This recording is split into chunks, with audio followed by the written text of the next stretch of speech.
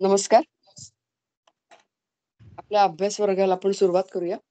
सुरुवातीला मी स्मिताताई देवधर यांना विनंती करते की अभंग म्हणावा आणि आपल्या अभ्यास वर्गाला सुरुवात करावी. नमस्कार. सई श्रीराम बाळकृष्ण आठवले सर यांच्या गीता कळते गाता गाता या गीतमालेतलं 14व्या अध्यायावरचं गुणातीत तो जाणावा हे गाणं सादर करायचा मी प्रयत्न करते. मूळ प्रकृतीपासून सत्व, रज आणि तम असे 3 गुण निर्माण होतात आणि जीवनात सर्वत्रच या त्रिगुणांचा खेळ चालतो हे कळले की मग मनाची दृढ अवस्था होते. गुणातीत माणसाचे कौतुक करावे तेवढे थोडेच, तो वंदनीय आहे.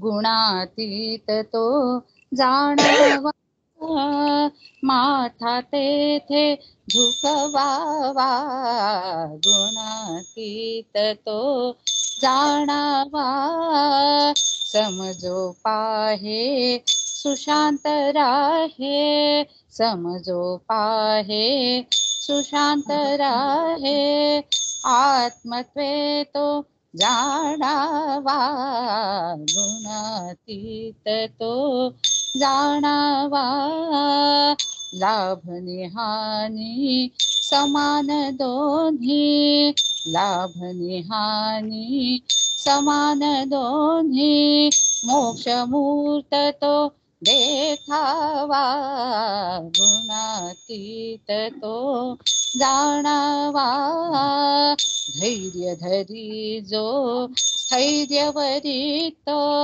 धैर्य धरी जो स्थैर्यवरी तो, परमयोगी तो जाणावा, गुणातीत तो जाणावा, माथा तेथे झुकवावा, गुणातीत तो, गुणातीत तो, गुणातीत तो जाणावा.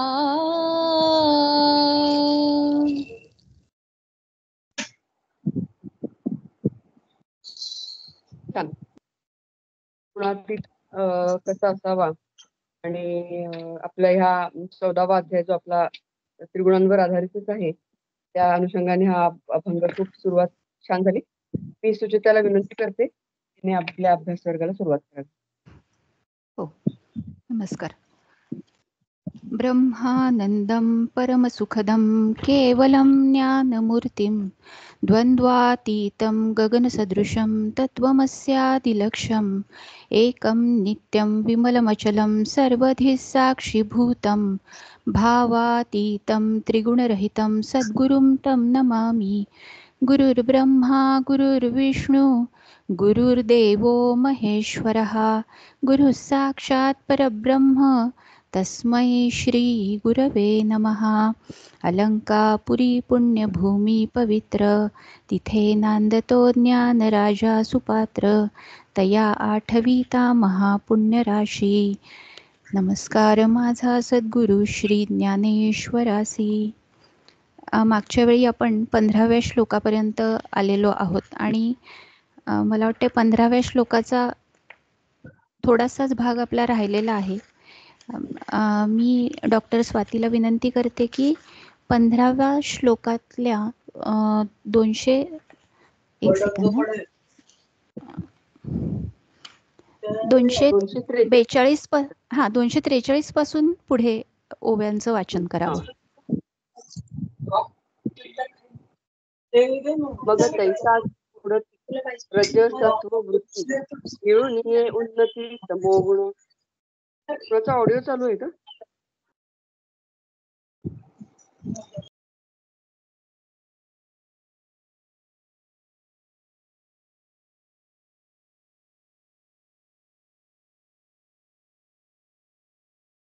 मग तैसाची पुढती रजसत्ववृत्ती गिळून ये उन्नती तमोगुण. तैची जिये लिंगे देहींची सबाह्य सांगे ये परिस सांगे श्रोत्रबळे. तरी होय ऐसे मन जैसे रविचंद्रहीन रात्रीचे का गगन अवसेची. तैसे अंतर असोस होय स्फूर्तिहीन उद्वस. विचाराची भाष हारपे तै बुद्धी मेचवेना धोंडी.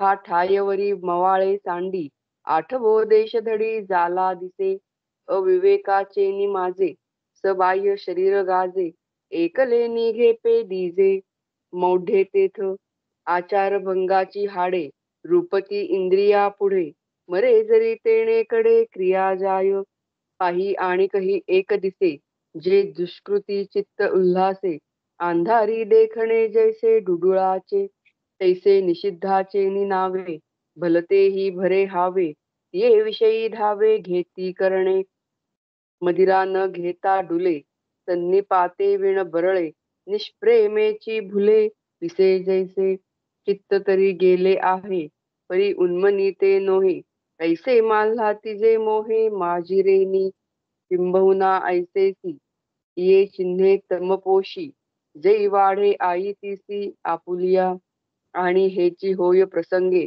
मरणाचे जरी खागे, तरी ते तुले निरिगे तमेसी तो, राई राई पण बीजी, साठवून या अंग त्यजी, मग विरुडे तै दुजी, गोठी आहे गा, पै होऊनी दीप कलिका, येरू आगी विझो का जेथ लागे तेथ असका, तोची आहे, म्हणून तमाची लोथे, बांधोनिया संकल्पाते, देह जाय तै मागवते, तमाचेची होय, आता काय येणे बव्हे, जो तमो वृद्धी मृत्यूला आहे, तो पशु का पक्षी होय, झाड का कृमी.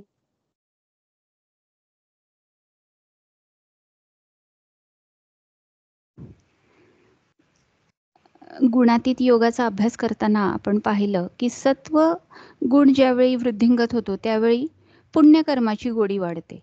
रजोगुण प्रबळ झाला की पाप आणि पुण्यरूप जे काही कर्म केलेलं आहे त्यात आसक्ती, लोभ हे दुर्गुण वाढतात. आणि तमोगुण प्रबळ झाल्यानंतर काय होतं हे माऊलींनी आता या ओव्यांमध्ये सांगितलेलं आहे की तमोगुण प्रबळ झाल्यानंतर माणसाला पाप पुण्यातला भेदही कळत नाही.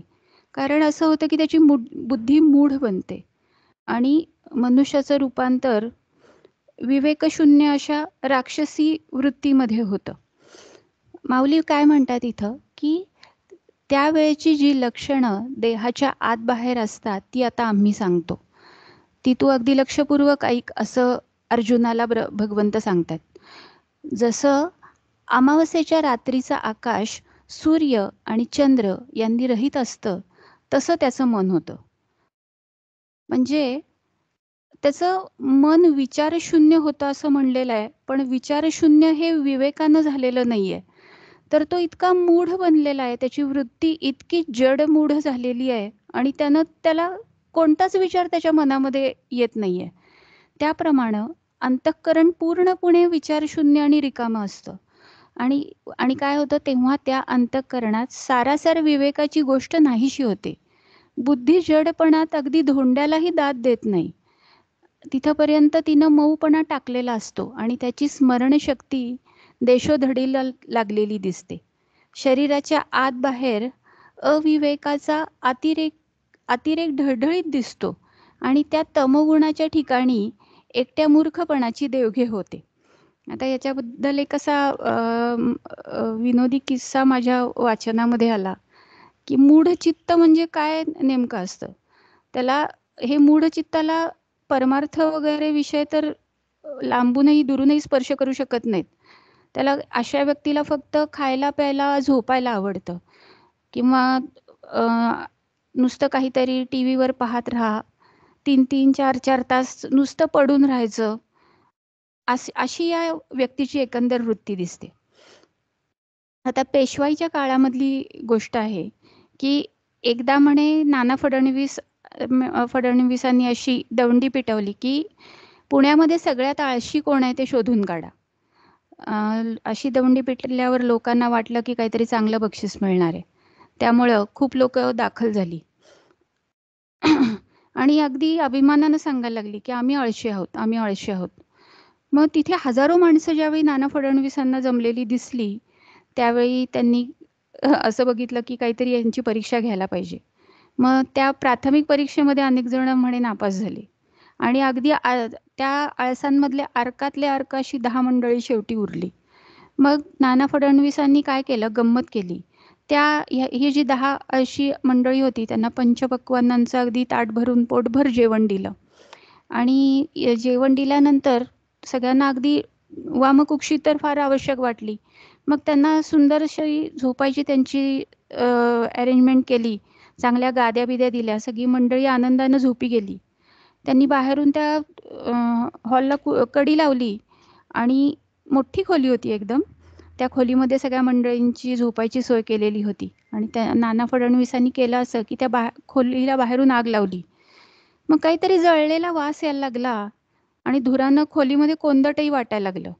मग त्यामध्ये जे अगदी आळशी होते, ते उठले, घाबरून उठले आणि म्हणायला लागले, "अरे पळा, पळा, आग लागलेली दिसतेय." तर त्यापैकी अगदी 7-8 जण होते 10 पैकी, ते खिडकीतनं मार्ग काढून बाहेर पळायचा प्रयत्न करायला लागले. आणि अगदी त्यातल्या त्यात अगदी 2 जे खूप आळशी होते, ते काही जागचे हलायलाही तयार नव्हते. त्यांना अंगाला चटके बसायला लागले. त्यावेळी त्यातला एक जण म्हणाला, "अरे तडतड काय वाजते रे?" तर दुसरा त्याला म्हणतोय, की "अरे कोण पापी आता डोळे उघडून बघणार आहे? डोळे उघडायचे तरी कोण श्रम घेईल?" तर म्हणजे कसं आहे, की मूढ चित्त हे असं असतं, की त्याला फक्त खाणं आणि झोपणं एवढंच कळतं. आळस, निद्रा, मूर्छा यांनी जे युक्त असतं, ते म्हणजे मूढ चित्त. आता अशा मूढ चित्ताचे, तमोगुणाचे तामसी वर्तन कसं असतं? तर त्याला मोह, अज्ञान आणि कर्माबद्दल निर्णय न करू शकणं. त्याला निद्रा अतिशय असते, स्वतःबद्दल विनाकारण गर्व असतो, पण तरी मनामध्ये एक भय दाटलेलं असतं. तो अत्यंत लोभी असतो. शुभ कार्य जर कुठे काही घडणार असेल, तर त्याला त्यामध्ये दोष दिसायला लागतात. याच्याकडे स्मरणशक्तीचा अभाव असतो. विचारशक्ती बिलकुल नसते. नास्तिकता असते. अविवेक असतो. इंद्रियांमध्ये शिथिलता दिसते आणि अशी जी तमोगुण वृद्धिंगत झालेली व्यक्ती असते, ती हिंसक कर्मांमध्ये प्रवृत्त होताना दिसते. मनामध्ये शत्रुता धारण करते. कोणत्याही कामात यांचं मन लागत नाही. सतत कुटिलता आणि मूर्खपणाचे विचार मनामध्ये ग्रासलेले असतात. अज्ञानामुळं आणि आळसामुळं देह जड झालेला असतो. भावभक्ती नसते. नीच कर्माबद्दल प्रेम आणि दुर्गुण म्हणजे सगळे प्रकारचे दुर्गुण या व्यक्तींमध्ये भरलेले असतात. म्हणजे ज्या गोष्टी म्हणून निषिद्ध म्हणून सांगितलेल्या आहेत ना, त्या सगळ्यांबद्दल या लोकांना अतिशय प्रेम असतं. म्हणजे देव, ब्राह्मण, वेद यांची नेहमी निंदा करणं, दान न करणं, अभिमानी असणं, मोहित झालेलं असणं, क्रोधी असणं, कोणत्याही बाबतीत सहनशीलता नसणं, विनाकारण प्राण्यांचा मत्सर करणं, हे सगळे तमोगुण वृद्धिंगत झाल्याची लक्षणं आहेत. किंवा आणखीन काय दिसतं यामध्ये, की निरर्थक कार्याचा आरंभ करणं. कुठे जिथं आवश्यकता नाहीये तिथं दान करायचं. भूक लागलेली नसतानाही भोजन करणं. हे सुद्धा काय तामसी प्रकारचंच कार्य आहे. विनाकारण वाद घालणं, मत्सर करणं, अभिमान धारण करणं, अश्रद्धा, हे सगळं तमोगुणी वागणं आहे. मग म्हणजे समाजामध्ये असे जे लोक दिसतात त्यांना तमोगुणी मानलेलं आहे. मग अशा पापी लोकांसाठी पुढच्या जन्मामध्ये ज्या काही योनी सांगितलेल्या आहेत त्याचं वर्णनशास्त्र करतं, की पुढच्या जन्मामध्ये काय होतं अशा लोकांचं, तर त्यांना क्षुद्र नरकामध्ये ढकललं जातं. म्हणजे असे जे जीव असतात ते पशु किंवा सर्प, किडे, पक्षी किंवा अंडज प्राणी, 4 पायांचे पशु किंवा मनुष्य योनी जर चुकून प्राप्त झाली, तर काहीतरी अपंगत्व असेल किंवा मुके बहिरे असतील, अशा प्रकारे त्यांना पुढचे जन्म प्राप्त होतात. म्हणजे स्वतःच्या कर्मामुळेच हे लोक दुःखामध्ये बुडालेले असतात. अशांच्या चित्तवृत्तीचा प्रवाह हा अधोगतीला जातो. माऊली काय म्हणतात की तमोगुणी पुरुषाच्या इंद्रिय रूपी दारामध्ये आचार भ्रष्टता रूपी हाडे रोवलेली असतात. त्यावरून हा निश्चितपणे तमोगुणी आहे असं समजलं जातं. या तमोगुणी पुरुषाच्या क्रिया या आचारभ्रष्टतेकडेच जाणाऱ्या असतात. म्हणजे काय तर तो मरेपर्यंत भ्रष्टाचरणच करतो. माऊलींनी थोडंसं असं बीभत्स वर्णन केलेलं आहे की जसं घुबडाला फक्त अंधारातच दिसतं त्याप्रमाणे तमोगुणी पुरुषाला वाईट कर्म करण्यामध्येच चित्ताला त्याच्या स्फुरण चढतं. त्याला त्या निषिद्ध कर्म म्हटलं की त्याला अत्यंत उत्साह येतो आणि तो अत्यंत उत्कटतेनं त्या निषिद्ध कर्मामध्ये गुंततो. हा तमोगुणी पुरुष दारू न पिता झोकांड्या खातो. संनिपात वायूशिवाय बरळतो आणि वेडा मनुष्य जसा प्रेमा वाचून भुलतो तसा हा भुलतो. त्याचं चित्त तर नाहीसं झालेलं असतं, पण चित्त नाहीसं झालंय म्हणजे ती काही उन्मनी अवस्था मात्र नाही हं. त्याप्रमाणे काय आहे ते उन्मत्त झालेलं असतं, मोहाकडून वश झालेलं असतं. आणि पुढे माऊली म्हणतात की फार काय सांगावं, जेव्हा तमोगुण आपल्या सामुग्रीनं पूर्णपणे वाढतो तेव्हा तो अशी काही चिन्ह पोचतो की या तमोगुणाच्या उन्नतीचा प्रसंग असताना जर मरण प्राप्त झालं तर तितक्याच तमोगुणासह तो मनुष्य पुढचा जन्म घेतो. आणि मोहरीचं झाड जसं आपला मोहरीपणा बियात साठवून मग जर आपलं त्यानं अंग टाकील म्हणजे काय ते झाड मरून जाईल, तर पुढं त्या बीजापासून जो अंकुर फुटेल त्याला मोहरीपणाशिवाय दुसरं काय येणार आहे. अग्नी हा दिव्याची ज्योत होऊन अग्नीपासून दिवा लावल्यावर मग तो अग्नी जरी विझला तरी दिव्याची ज्योत लागेल. म्हणजे कारण काय आहे की त्या ठिकाणी पूर्वीचा अग्नी आहेच. तसं तमाच्या मोठेच संकल्पाला बांधून म्हणजे तामस संकल्प करत असताना जर त्याचा देह पडला तर त्याला पुढं तमाचाच देह मिळतो. माऊली इथं म्हणतात की आता हे पुष्कळ बोलून काय करायचंय. जो तमाच्या उत्कर्षामध्ये मरण पावतो तो पशु पक्षी अथवा झाड किंवा किडा या अवस्थेला प्राप्त होतो, म्हणजे शूद्र योनींना प्राप्त होतो. आता पुढचा जो 16वा श्लोक आहे, कर्मणः सुकृतस्याहु सात्विकम निर्मलम फलम. म्हणजे या 16व्या श्लोकामध्ये भगवंत सांगताहेत की हे जे त्रिगुण आहेत त्या त्रिगुणांचा प्रभाव कर्मावर होतो आणि त्यामुळे कोणतं फळ मिळतं हे भगवंत आता सात्विक कर्माचं कोणतं फळ आहे किंवा सात्विक गुणाचं कोणतं फळ आहे, राजसी गुणाचं कोणतं फळ आहे आणि तामसी वृत्तीचं काय फळ आहे हे या श्लोकामध्ये सांगतात. मी डॉक्टर स्वातींना विनंती करते की 16वा श्लोक आणि त्यावरच्या माऊलींच्या ओव्यांचं वाचन करावं.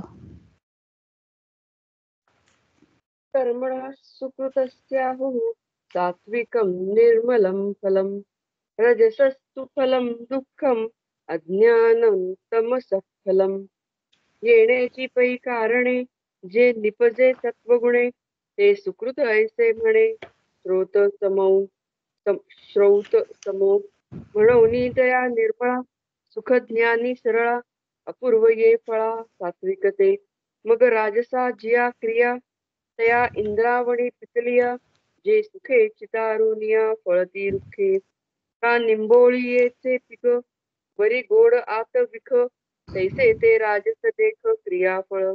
तामस कर्म जितुके अज्ञान फळेची पिके विषांकुर विखे जिया परी.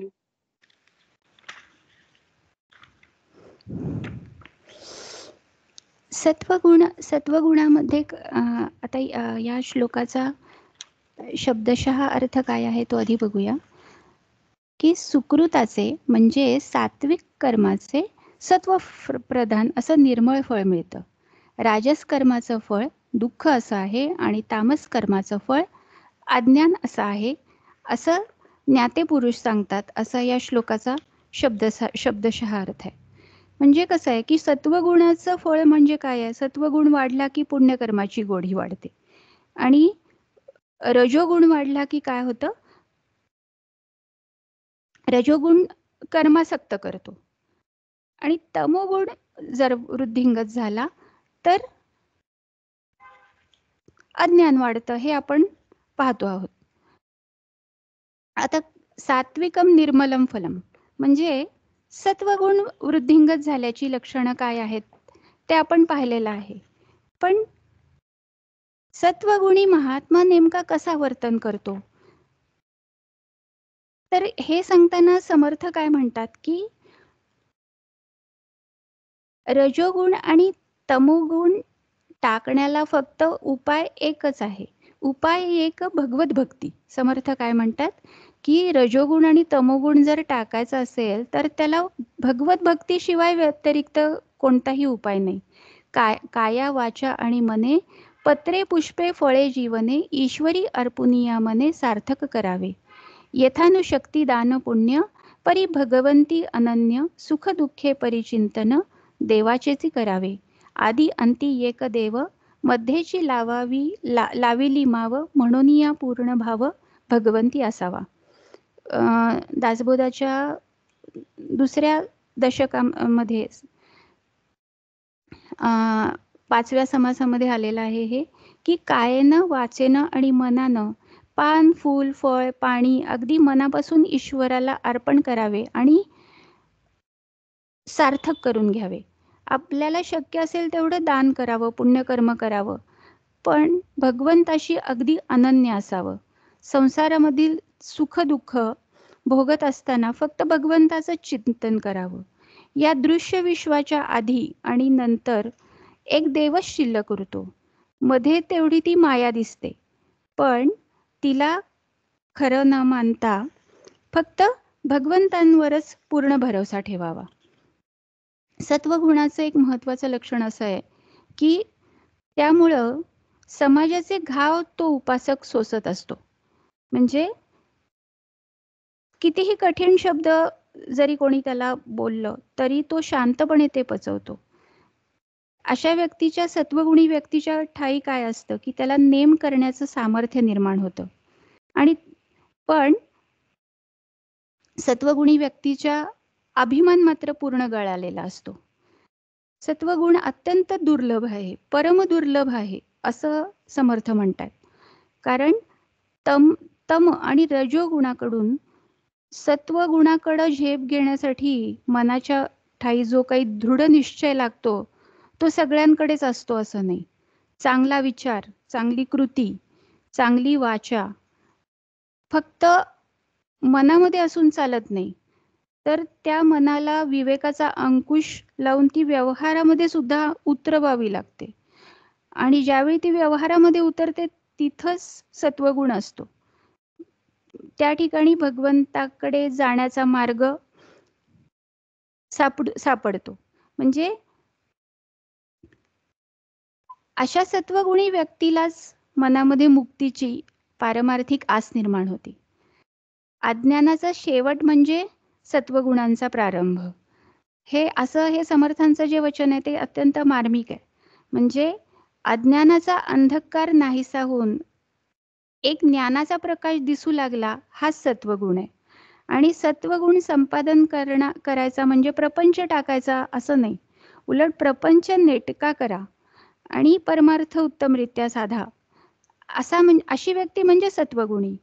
ईश्वरी प्रेमा अधिक प्रपंच संपादने लौकिक सदा सन्निध विवेक तो सत्वगुण. संसार दुःख विसरवी भक्ती मार्ग विमळ दावी भजन क्रिया उपजवी तो सत्वगुण. परमार्थाची आवडी उठे भावार्थाची गोडी परोपकारी तातडी तो सत्वगुण. याच समासामध्ये समर्थांनी सत्वगुणाचे आणखीन वर्णन केलेलं आहे की इतर सर्वांपेक्षा ते अशा सत्वगुणी व्यक्तीचं ईश्वरावरती प्रेम अधिक असतं. 4 लोकांप्रमाणे प्रपंच सांभाळायचा आणि हृदयात सदैव विवेक जागा ठेवायचा असा तो सत्वगुणी. त्याला संसारी दुःखांचा विसर पडतो. भक्तिमार्ग स्पष्टपणे दाखवतो. प्रत्यक्ष भजन करायला लावतो तो सत्वगुण. जो परमार्थाची आवड उत्पन्न करतो, आत्मतत्वाची गोडी निर्माण करतो आणि परोपकारी वृत्ती निर्माण करण्याची जो आतून उत्सुकता देतो तो सत्वगुण. म्हणजे प्रपंच काही टाकायला सांगितलेला नाहीये. प्रपंच न टाकता विवेकपूर्ण आचरण असायला हवं. भक्ती मार्गाकडे वळणं हा सत्वगुण आहे. यजन याजनादी षटकर्म निर्मळ अंतःकरणानं करणं हा सुद्धा सत्वगुण आहे. आणखीन एक दिसतं यामध्ये, या समासामध्ये विशेषत्वानं, ते म्हणजे दास्यभक्तीवरती त्यांचा विशेष कटाक्ष आहे. म्हणजे दास्यभक्तीच्या अंतर्गत जे जे काही येतं ते सगळं सत्वगुणाच्या अंतर्गत येतं. म्हणजे काय वर्णन आलेलं आहे की देवालय उभारण्यासाठी निस्वार्थपणे मदत करणं, दीपमाला, वृंदावन हे सगळं बांधणं, किंवा वन उपवन लावणं, पुष्पवाटिका फुलवणं, नदीला घाट बांधून देणं, देवाच्या म्हणजे देवालय जिथं आहेत तिथं कीर्तनासाठी वगैरे अशी व्यवस्था करणं, मठ बांधून देणं, नंदादीपाची जबाबदारी घेणं, असे सगळे जे काही क्रिया आहेत, कर्म आहेत, ती सगळी सत्वगुणाची आहेत. किंवा देवालयांसाठी नाना प्रकारची वाद्य विकत घेणं, दिंड्या, पताका, निशाणं, मंडप घालून देवालयाला अर्पण करणं, या सगळ्या गोष्टी समर्थ म्हणतात की दास्य भक्तीच्या अंतर्गत येतात. आणि दुसरं कसं आहे की या सगळ्या ठिकाणी, या सगळ्या उत्सवांमध्ये अगदी निर्मल अंतःकरणानं, कोणतीही अपेक्षा न ठेवता, म्हणजे हे सगळं आपण केलंय म्हणून खूप मान मिळायला हवा अशी कोणतीही अपेक्षा न ठेवता हरिकथेमध्ये सतत तत्पर असणं, याला समर्थ काय म्हणतायत की ऐसी भक्तीची आवडी, नीच दास्यत्वाची गोडी, स्वये देवद्वार झाडी तो सत्वगुण. म्हणजे सत्वगुणाची इथं महत्वाची सांगितलेली कसोटी कोणती आहे, तर तो वैराग्यशील असतो. अज्ञान त्याचं नाहीसं होऊन आत्मज्ञानाची प्राप्ती झाली असेल तर त्याचा देहाभिमान गळून पडलेला असतो. आणि जर देहाभिमान गळला असेल तर त्याची विषयांची आसक्ती संपलेली असते. त्यामुळं त्याच्या अंगामध्ये वैराग्य प्रबळ झालेलं असतंच, पण त्याला जीवनाचं सगळं मिथ्यापण कळलेलं असतं आणि त्याला माया ही काय आहे, मायेचं स्वरूप काय आहे हे पूर्णपणे आकळलेलं असतं. मग अशी व्यक्ती सत्वगुणी व्यक्ती काय करते, तर ती ईश्वर प्राप्तीचा उपाय काय आहे त्याबद्दल सतत जागरूक असते. विषयांची आसक्ती संपली की मी आणि माझं अशी भीती नाहीशी होती. आणि असं झाल्यावर मनुष्य आपोआपच परमार्थाच्या जवळ जातो. त्याची वृत्ती उदासीन होती आणि तो वस्तूंमध्ये रमायच्या ऐवजी भगवंतांमध्ये रमतो. प्रतिकूल परिस्थितीमध्ये, विपत्तीमध्ये कोलमडून न जाता काय होतं, अशा व्यक्तीचं अंतःकरण आणखीनच उजळून निघतं. म्हणजे धारिष्ट्य हा सत्वगुणाचा एक महत्वाचा गुण आहे. मनातल्या सगळ्या शंका आणि संदेह हे सत्वगुणी व्यक्तीच्या बाबतीत मावळून गेलेले आढळतात. आणि निरपेक्ष प्रेम त्याच्या हृदयामध्ये फुलून आलेलं असतं. जसं तुकाराम महाराजांचा अभंग आहे ना, बुडवते हे जन न देखवे डोळा. म्हणजे लोककल्याणाची इतकी त्यांना तळमळ लागलेली होती की त्यांना असं वाटतं की अरे हे लोक भगवंतापासून दूर चाललेले आहेत आणि हे माझ्याच्यानी पाहवत नाहीये. म्हणजे असं जर आपण बघितलं तर सगळ्या संतांची चरित्र ही सत्वगुणाची साक्ष आहेत. म्हणजे प्रापंचिक आपत्ती त्यांच्या आयुष्यामध्ये ज्या काय आल्या त्याच्या म्हणजे त्याची आपण कल्पनाही करू शकत नाही, पण त्यांनी कधीही आपला सत्वगुण टाकलेला नाही. समर्थ अशा कसं काय वर्णन केलं की सकळांसी नम्र बोले, मर्यादा धरूनच आले, सर्व जन तोषविले तो सत्वगुण, सकळ जनासी आर्जव, नाही विरोधास ठाव, परोपकारी वेची जीव तो सत्वगुण, परपिडेचे वाहे दुःख, परसंतोषाचे सुख, वैराग्य देखोनी हरिक, मानी तो सत्वगुण, परभूषणे भूषण, परदूषणे दूषण, पर दुःखे सिणे जाण तो सत्वगुण.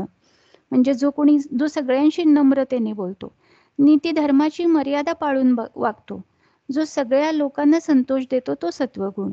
जो लोकांशी अत्यंत सरळपणानं आणि मोकळेपणानं वागतो, त्यामुळे त्याला कुठं कोणाशी विरोध काही उत्पन्न व्हायला जागाच उरत नाही. जो दुसऱ्यावर उपकार करण्यातच आपलं आयुष्य खर्ची घालतो तो सत्वगुण. दुसऱ्यांच्या दुःखानं दुःखी होतो, दुसऱ्यांना संतोष झाला की त्याला संतोष वाटतो. वैराग्य पाहून ज्याला आनंद होतो तो सत्वगुण. असं सत्वगुणाचं खूप सुंदर वर्णन समर्थांनी केलेलं आहे. आणि त्यानंतर या श्लोकामध्ये म्हणलेलं आहे की कर्मण सुकृतस्याहु सात्विकम निर्मलम फलम. म्हणजे निर्मलत्व प्राप्त झाल्यानंतर काय होतं ते बघितलं. आता रजसस्तु फलम दुःखम. आता रजोगुणाबद्दल आपण जाणतोय की रजोगुणी महात्मा जो असतो तो काय होतो की तो सतत त्याला अभिमान उत्पन्न झालेला असतो. म्हणजे असा मनुष्य कसा असतो की तो पावलोपावली दुसऱ्यामध्ये गुणदोष पाहत बसतो आणि त्याला स्वतःला मात्र त्याला सतत सन्मानाची म्हणजे दंभ मिरवण्याची आणि आपल्याला खूप प्रतिष्ठा मिळावी अशी अपेक्षा असते. अशा मनुष्याला म्हणजे भले तो अगदी ज्ञानी जरी असला तरी त्याला कामासक्ती फार असते. त्याच्या मनामध्ये वेगवेगळ्या भोगांची इच्छा असते. त्यामुळं त्याच्यामध्ये रजाची वाढ अनिवार्य होते आणि गुणाची वाढ बळावून तो सत्व आणि तमांना बाजूला सारतो. म्हणजे संग म्हणजे काय की देहाभिमान आणि मी आणि माझं याचा पूर्ण आग्रह त्याच्या ठिकाणी दिसतो. म्हणजे देहाभिमानानं दुःख उत्पन्न होतं आणि मी माझं केल्यामुळं तू तुझं असा जो भेद निर्माण होतो. त्यामुळं काय होतं की भय एक प्रकारचं भय निर्माण होतं. काहीतरी गमावण्याचं सतत रजोगुणी माणसाला भय लागलेलं असतं मागं. आणि असा मनुष्य नश्वर देहालाच इतका कवटाळतो की त्याचं आचरण हे नेहमी काय असतं की तो काम्य कर्माच्या सतत मागं लागलेला असतो. त्याला त्या कर्माच्या योगानं प्रत्यक्षामध्ये यश आणि कीर्ती संपत्ती तो प्रचंड प्रमाणात प्राप्त करून घेतोही, पण त्यामध्ये तो समाधान मात्र मानत नाही. तो ते आणखीन मिळावं यामुळे त्याची कर्मासक्ती वाढतच जाते. आणि असं असून सुद्धा त्याच्या मनामध्ये भावना अशी असते की या त्रिभुवनामध्ये मीच काय तो एकटा शहाणा आहे. माझंच कर्माचरण असं आहे की जे काही श्रेष्ठ आहे. मग आणि मलाच काय ती मान्यता मिळायला हवी. म्हणजे रजाचं बळ मोठं विलक्षण असतं. तो अत्यंत अचाट अशी कामं करू शकतो. उद्योगाचा मोठा पसारा वाढवतो. पण मात्र सात्विक वृत्तीचा आणतो. म्हणजे बाहेरून तो स्वतःला सात्विक आपल्याला लोकांनी समजावं अशी वृत्ती बाळगतो. पण कर्माची वासना आणि द्रव्य लोभ ही कशी असते तर ती राजस प्रवृत्तीचीच असते. म्हणजे एक श्लोक आलेला आहे भागवतामध्ये ज्याच्यामध्ये रजोगुणाची 15 लक्षणं सांगितलेली आहेत. काय आहेत ती लक्षणं की इच्छा, प्रयत्न, घमेंड, तहान, आखडूपणा, देवांपासून आपल्याला धन मिळावं, भेदबुद्धी, विषयभोग, युद्धासाठी उत्साह, आपल्या यशाबद्दल प्रेम, हसणे, पराक्रम, उद्योग ही सगळी रजोगुणाची लक्षणे. म्हणजे काम म्हणजे काय तर विषयांचा हव्यास. ज्याप्रमाणे काष्ठांनी अग्नी वाढतो त्याप्रमाणे कामाची इच्छा पुरवली तर काय होतं कामाचा हव्यासच वाढत जातो. म्हणजे कामाची जी इच्छा होते ती वाढतच जाते. आपण जी काही विद्या प्राप्त केलेली आहे त्याबद्दल त्याला अतिशय गर्व असतो. अर्थप्राप्ती त्यातून झाली तरी त्याच्या वासनेची तृप्ती मात्र कधी होत नाही. ती नेहमी वाढतच जाते. पैसा मिळवण्याकरता तो देवतांचीही प्रार्थना करतो. म्हणजे त्याच्या ठिकाणी भक्ती दिसते पण कशासाठी असते ती भक्ती? की मला काय हे मिळावं, मी या देवतेची उपासना करतोय, मला तिच्यापासून हे प्राप्त व्हावं. हाच त्याच्या मागे उद्देश असतो. म्हणजे असं आहे की तम आणि रज हे असे भयंकर गुण आहेत की यांना जर निःशेष करायचा असेल तर सत्वगुणच वृद्धिंगत करायला हवा. मग सत्वगुण वृद्धिंगत केल्यानंतर काय होईल की आपल्या मनावरती ताबा येईल, इंद्रिय निग्रह होईल, सहिष्णुता वाढेल, विवेक वाढेल,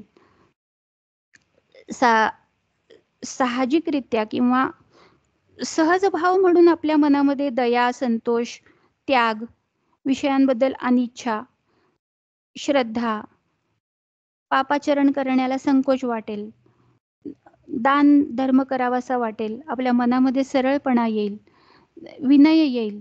ह्या सगळ्या सत्वगुणांची ज्यावेळी रजोगुण आणि तमोगुणाला निःशेष करून आपण या सत्वगुणाकडे आकृष्ट होऊ, त्यावेळी नैसर्गिकरित्या नॅचरली आपल्यामध्ये सत्वगुणांची लक्षणं वाढीला लागतील. आता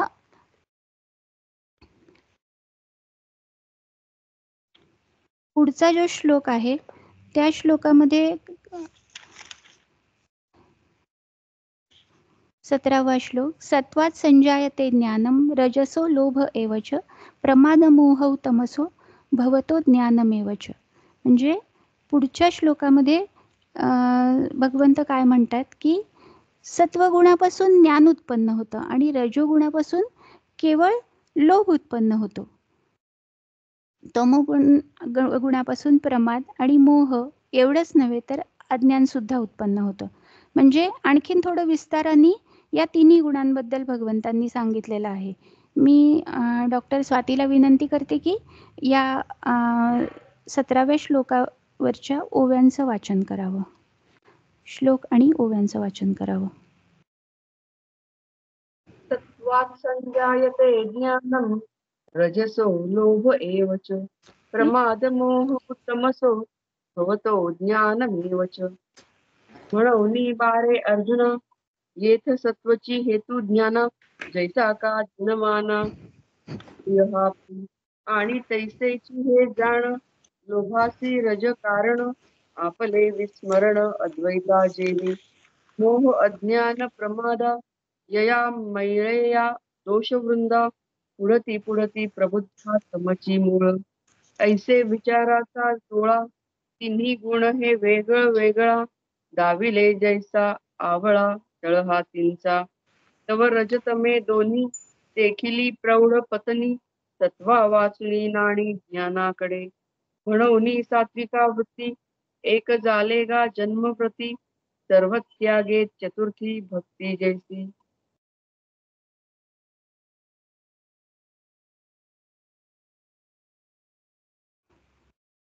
सत्वगुणापासून ज्ञान उत्पन्न होतं, रजोगुणापासून निसंशयपणे लोभ उत्पन्न होतो आणि तमोगुणापासून प्रमाद म्हणजे मोह उत्पन्न होतो आणि तसंच अज्ञानही उद्भवतं असं सांगितलेलं आहे.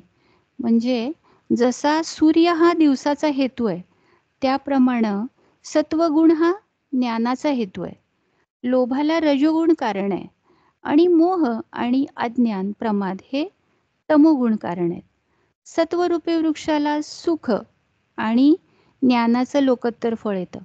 ज्ञानेश्वर माऊली काय म्हणाले की राजस क्रिया इंद्रावणीच्या फळाप्रमाणे बाहेरून मोहमयी असतात, पण त्या फळांच्या बिया दुःखकारकच असतात. कडुनिंबाच्या निंबोळ्या बाहेरून फार सुंदर दिसतात, पण आतमध्ये त्या कशा असतात तर त्या आतमध्ये विषमयच असतात. तामस क्रिया तर केवळ अज्ञानाचंच फळ देतात. म्हणजे रजोगुण आणि तमोगुण हे मनुष्याचं अधःपतन घडवतात. तर काय सत्वगुणाच्या बाबतीत काय होतं तर सत्वगुणाच्या बाबतीत मनुष्याला तो आत्मोन्नतीकडे घेऊन जाणार आहे, म्हणजे ज्ञानावस्थेला नेणार आहे. ज्याप्रमाणे ज्ञानी भक्त म्हणजे आपण पाहिलं होतं भक्तांचे प्रकार ज्यावेळी बघितले त्यावेळी अर्थार्थी आणि जिज्ञासू असे भक्तांचे प्रकार बघितलेले होते. तर जो भक्त होतो किंवा जो सत्वगुणी असतो, जो आपल्यामधली भक्ती वृद्धिंगत करत जातो, त्याचं काय होतं तर तो ज्ञानरूप भक्तीचं जन्मभर आचरण करतो. म्हणजे तो मरण प्राप्त होईपर्यंत सात्विक वृत्तीनंच होतो. म्हणजे रजोगुण आणि तमोगुण यांचा त्यानं सर्वार्थानं त्याग केलेला असतो. माऊलींनी या श्लोकामध्ये काय सांगितलं की म्हणून बा अर्जुना, जसा सूर्य हा दिनमानाला हेतू आहे, तसा इथं सत्वगुणच ज्ञानाला हेतू आहे. ज्याप्रमाणे अद्वैत परमात्म्याला आपले स्वरूप विस्मरण हे जसे जीवदशेला येण्यास कारण आहे, त्याप्रमाणे लोभाला रजकारण आहे. हे शहाण्या अर्जुना, मोह, अज्ञान आणि प्रमाद या मलिन दोष समुदायाला वारंवार तमोगुणच कारण आहे. तळहातावरील आवळा जसा सर्व बाजूंनी दाखवावा, त्याप्रमाणे हे वेगवेगळे तीनही गुण विचारांच्या डोळ्यांना दिसतील असे दाखवले. म्हणजे माऊलींना सांगायचंय की इतकं विस्तृत वर्णन का केलेलं आहे ह्याचं, की तळहातावर जर आवळा ठेवला, आपल्या आता डॉक्टर स्वातींनी नुकतंच माऊलींच्या हरिपाठाचं जे विवेचन केलं, त्यामध्ये आपण वाचलं असेल तर आपल्याला लक्षात आलं असेल की तळहातावर आवळा म्हणजे जसा सगळ्या बाजूंनी दिसतो, त्यामध्ये कोणतंही किलमिश राहत नाही, की संशयाला कोणतीही जागा नाही. त्याप्रमाणे अगदी क्रिस्टल क्लिअर म्हणतो ना, त्या पद्धतीनं या सगळ्या तीनही गुणांचं वर्णन इथं या पूर्ण गुणातीत योगामध्ये भगवंतांनी केलेलं आहे. म्हणजे त्यामध्ये का असं करण्याचा उद्देश आहे की रजोगुण आणि तमोगुण हे दोन्ही कसे अधःपतनाला कारण आहेत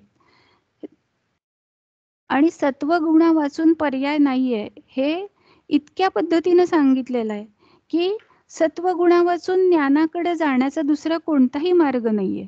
म्हणजे हे आत्मोन्नती ज्याला साधायची आहे, त्यानं सतत आपलं आत्मपरीक्षण करायला हवं की आपण कोणत्या गुणांच्या आधिपत्याखाली आहोत. म्हणजे जसं नो डाऊट हे आयुष्यामध्ये आपल्याला तीनही गुण आवश्यक आहेतच, पण कोणत्या गुण आपल्यामध्ये वाढायला लागलेला आहे, हे सतत आपलं इंट्रोस्पेक्शन चालू असायला हवं. म्हणजे रजोगुण हे आणि तमोगुण हे दोन्ही पतन घडवून आणायला समर्थ आहेत. आणि म्हणून भक्तीच्या मार्गाने जर जायचं असेल आणि स्वतःची जर उन्नती करायची असेल, तर सात्विक वृत्ती धारण करण्याशिवाय कोणताही पर्याय नाहीये, असं इथं माऊली या श्लोकाच्या माध्यमातून सांगतात.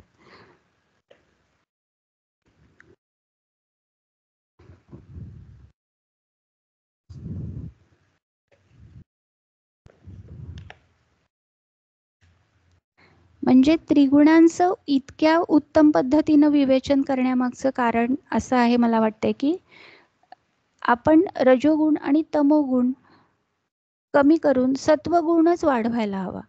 कारण आणि शेवटी कसं आहे की या श्लोकाला गुणातीत योग असं म्हटलेलं आहे. मग शेवटी सत्वगुणाच्याही अतीत व्हायचंय. म्हणजे आपल्याला अंतिमतः कुठं जायचं आहे, आपल्या समोर एक उद्दिष्ट नेहमी असायला हवं की आपल्याला नेमकं जायचंय कुठं. तर ही काही म्हणजे एका स्टेपमध्ये आपण हे सगळं काही पार करू शकणार नाही आहोत. तर पायरीनं आपला उत्कर्ष कसा साधत जायचा आहे आणि आपल्याला गुणातीत होण्यापर्यंतचा प्रवास कसा करायचा आहे, हे सगळं मार्गदर्शन या श्लोकांमधून केलेलं आहे. मला वाटतंय या 17व्या श्लोकापर्यंत आपण आज थांबूया आणि पुढच्या वेळी आपण पुढचा थोडासा वेगळा विषय सुरू होतोय पुढच्या श्लोकामध्ये, की ऊर्ध्वं गच्छन्ति सत्वस्था, म्हणजे सृष्टीची रचना सुद्धा त्रिगुणात्मक आहे असं म्हणलेलं आहे. आणि त्या सृष्टीच्या रचनेमध्ये जीवाला मृत्यूनंतर कोणती गती मिळते असा विषय भगवंतांनी या ऊर्ध्वं गच्छन्ति सत्वस्था मध्ये तिष्ठन्ति राजसाः असं सांगितलेलं आहे. म्हणजे देह पडल्यानंतर कशी कशी गती मिळणार आहे प्रत्येक जीवाला, कोणत्या पद्धतीनं त्याचा पुढचा प्रवास होणार आहे, हे 18व्या श्लोकापासूनचा विषय आहे. तर तो आपण पुढच्या वेळी, म्हणजे हा विषय आपल्याला कोणत्या अध्यायामध्ये आलाय आता मला आठवत नाहीये, पण प्रत्येकाचे मार्ग कोणते असतात हा विषय आपल्या कधीतरी अभ्यासामध्ये यापूर्वी पण येऊन गेलेला आहे. पण या श्लोकापासून 18व्या श्लोकापासून तो परत एकदा अभ्यासासाठी आपल्या येणार आहे. तर आपण पुढच्या वेळी 18व्या श्लोकापासून पुढे पाहणार आहोत. मी आजची सेवा भगवंतांच्या चरणी अर्पण करते आणि आज इथेच थांबते. श्रीकृष्ण अर्पणमस्तु. छान झालं निरूपण सुचेता. मी आता आरती म्हणण्यासाठी मित्रगोत्री वहिनींना विनंती करते.